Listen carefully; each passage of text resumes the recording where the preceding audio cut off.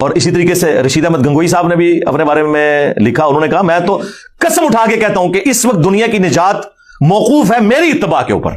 ہاں، کیا دیوبند میں سے کسی کی جرت ہے کہ اپنے اتنے بڑے بابا جی ان کے بارے میں کوئی فتویٰ دے دیں کہ یار اس نے اتباع رسول کے کہنے کی بجائے قسم اٹھا کے اپنی اتباع کا کہا ہے،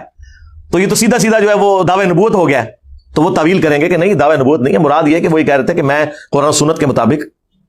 آپ کو چلاتا ہوں، اس سے کوئی ہلکی بات میں کر دوں نا، ہاں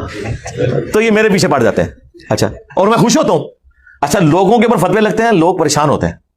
ہم کیوں پریشان ہو؟ ہم کہتے ہیں تمہاری چیخیں نکلیں آسمانوں تک جائیں تاکہ تمہارے ماننے والوں کو پتہ چلے کہ کس بندے نے تمہاری منجی ٹھوکی ہے،